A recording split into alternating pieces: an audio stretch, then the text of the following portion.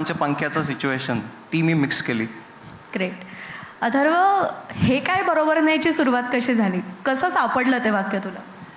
मी असंच एकदा लग्नात जेवणाला गेलेलो आणि एक माणूस असंच, नाही हे काय आवडलं नाही, हे काय ते काय नाही. मग मी पण एका मित्राच्या आजी आजोबांच्या कार्यक्रमाला गेलेलो, तिथं पण मग मी तो व्हिडिओ करण्याचं ठरवलं. कारण का मला असं वाटतं की प्रत्येक लग्नात किंवा कार्यात अशी माणसं असतात किंवा असे नातेवाईक असतात की त्यांना काही दिलं तरी ते त्यांना नाहीच, हे नाही आवडत ते नाही आवडत असं म्हणतात. मग त्याच्यावरनं मला वाटलं की आपण असं काहीतरी करू की जेवायला आल्यावर जेवणाला नावं ठेवू. आणि ते असं रॅन्डम मी एका कार्यक्रमात तो व्हिडिओ बनवलेला आणि तो असाच टाकला. मला माहीत पण नव्हतं की याचं काय होईल, पण ते इतकं लोकांनी हे करायला सुरुवात केली, मग ते आता बिल्ड झाले त्याला. पण आता तू त्याच्यावरती एवढा कॉन्टेंट क्रिएट केलायस मित्रांवरती, लग्नाच्या सीनवरती, की आता घरातल्या एखाद्या लग्नाच्या फंक्शनमध्ये गेलास की लोक तुझ्याशी आपुलकीने बोलतात की भीतीने दूर पळतात की आता हा आपल्याला कॉन्टेंट बनवेल, किंवा तुझी सगळी बडदास्त व्यवस्थित ठेवतात की आता त्याला असं नको म्हणायला लागायला की हे काय बरोबर नाही. नाही, काय काय वेळेस ते पण बदला घेतात, मग जेवायला नीट देत नाहीत वगैरे असंही करतात.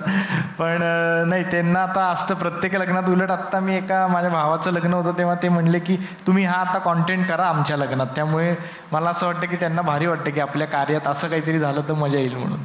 ओके. मला तुझ्या बायकोबद्दल थोडं विचारायचं आहे. आत्ता मगाशी रितेश देशमुख आले होते आणि त्यांनी जिनिलियाबद्दल खूप म्हणजे अप्रिशिएट केलं त्यांचं योगदान. तुझ्या कॉन्टेंट क्रिएशनच्या जर्नीमध्ये तुझ्या बायकोचं योगदान कसं आहे? कॉन्टेंट जो आहे त्याच्यामध्ये म्हणजे काय म्हणतात त्याला, तर क्रिएटिव्हिटीचं जे सगळं आहे ते मी बघतो, पण जे त्याच्या मागचं जे सगळं आहे ती सगळं एकूण एक गोष्ट ती बघते. म्हणजे त्याच्यात मी काहीच पडत नाही की कुठले पैसे आले, कोणाला काय पैसे द्यायचे, व्यवहार काय आहे. त्यामुळे त्या सगळ्या गोष्टी आहेत हे तीच बघते आणि त्यामुळं मग मला हा सगळा विचार करायला वेळ मिळतो की आता आपण हा कॉन्टेंट करू, तो कॉन्टेंट करू. त्यामुळे माझं 70% काम, मागचं जे काम आहे ते सगळं तीच करते. त्यामुळे मला जे फक्त आहे ते लक्ष द्यायचे की आज व्हिडिओ काय करायची, ह्याच्या पलीकडे मला कुठला विचार नाही करायचा. खऱ्या आयुष्यात कधी दरवाजाबाहेर उभं राहून अगं ते रील, इंस्टाग्राम असं म्हणायची वेळ आली आहे का? नाही, ते येऊ नये म्हणूनच ते करतोय की बाबा इथं तू ते भडास पूर्ण काढून घे, पण खऱ्या आयुष्यात असं कधी करू नको. मला हे नाही आला, हा प्रश्न मला ऍप्लिकेबल नाही. अनमॅरिड. तू अनमॅरिड आहेस, मी पण तरी unmarried. सुद्धा तुझ्या कॉन्टेंटमध्ये सासर येतं, ते कसं काय?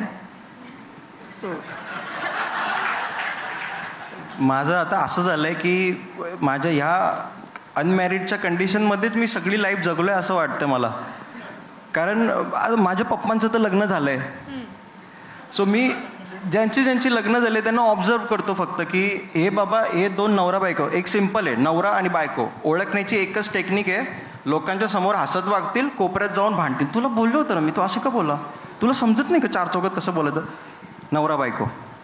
सो हेच कन्व्हर्सेशन आहेत. आणि माझ्या पप्पांचा स्वभाव चिडका, म्हणजे एवढा चिडका की तुला अक्कल नाही का, तुला बोललो होतो ना काय, तू काय करते, तुला समजतंय का काय.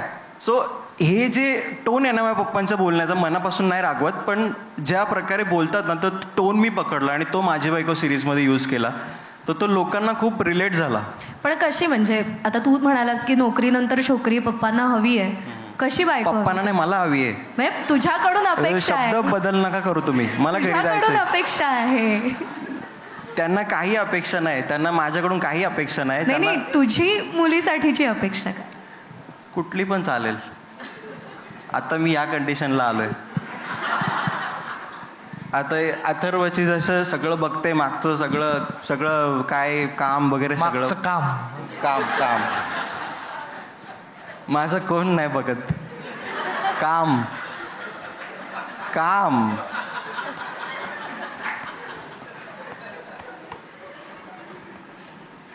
नाही नाही, तुला शुभेच्छा. महाराष्ट्रातल्या लोकांचं प्रेम आहे तुझ्यावर आणि अशी प्रेम करणारी एखादी आणि तुझं काम पाहणारी तुला नक्की मिळेल, अशा शुभेच्छा. तुला विचारायचं आहे की आता वऱ्हाडी बोली किंवा वैदर्भीय बोली ही तुझी एक पेटंट स्टाईल झालेली आहे.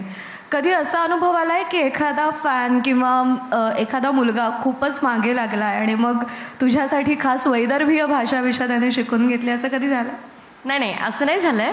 पण मला एक गोष्ट खूप छान वाटते की मी विदर्भात राहते आणि जेव्हा मी विदर्भाची भाषा वऱ्हाडी बोलते तेव्हा आधी असं व्हायचं, खूप आधी, की ही गावंढळ भाषा आहे किंवा गावठी भाषा आहे. तर थोडं जसं की हे पुणेकर लोक आम्हाला कमी समजायचे की तुम्ही गावठी लोक आहेत, है ना? जेव्हा आम्ही आमची वऱ्हाडी भाषा बोलायचो तेव्हा तुम्ही पुणेकर लोक आम्हाला गावठी समजायचे. हो का? मला नाही माहिती. पण आत्ता नाही समजू शकत, कारण की आमची विदर्भाची भाषा इतकी गोड आहे आणि ती आत्ता बोललं ना की असं ज्यांना नाही समजत वऱ्हाडी भाषा तेही म्हणतात की ए तू काय बोलली कळलं नाही पण खूप सुंदर होतं. थोडीशी झलक. आता माया वऱ्हाडीत तर म्हणजे बोलायला गेलं तर लाईकही आहे, पण तुम्हाला म्हणून सांगतो ताई मी काय विषय आहे ना की आमची वऱ्हाडी भाषा जसं सिरियलवाले आहे किंवा पिक्चरवाले आहे ते नाही का आबे तुबे काबे इथपर्यंत असे मीठ ठेवते. त्याच्या पड्या लय वऱ्हाडी आहे, जसं आम्ही दरवाजाला कावड म्हणतो, नालीले मोरी म्हणतो, अशी भाषा कोणी पाहतच नाही. तर मला काय म्हणणं आहे सरिता मॅडम, तुम्ही विदर्भाच्या आहे, तुम्ही ह्या गोष्टीवर स्टँड घेतला पाहिजे. काहून का कसं आहे, पिक्चर बनते मुंबईत वऱ्हाडी भाषेवर, सिरियला बनते वऱ्हाडी भाषेच्या मुंबईत, आणि त्याच्यात मला म्हणणं आहे की निदान मग आर्टिस्ट घ्यायला पाहिजे का नाही विदर्भातले. ती कोल्ह्या आर्टिस्टले आमची वऱ्हाडी शिकवते आणि ते इले टाकते आणि ते आमच्या वऱ्हाडीचा धिंगाणा लावते मॅडम. म्हणून माया म्हणणं आहे मायासारख्या लय पोरं आहे जे वऱ्हाडी भाषा चांगली बोलते, गावातून बोलते, तर त्या भाषेला थोडंसं येणं समोर आणायला पाहिजे. आता आमची जी वऱ्हाडी भाषा आहे आमच्यामुळं बाहेर आली, नाहीतर या लोकांनी आमचे जी वऱ्हाडीचा गोडवा आहे ना तो घालवला होता. क्या बात आहे. अथर्व, असं आहे की सध्याच्या काळामध्ये कॉन्टेंट क्रिएशनमध्ये अपॉर्च्युनिटीज खूप असल्या तरीसुद्धा आव्हानं पण खूप आहेत आणि त्यातलं सगळ्यात मोठं आव्हान म्हणजे लोकांच्या टोकदार झालेल्या अस्मिता.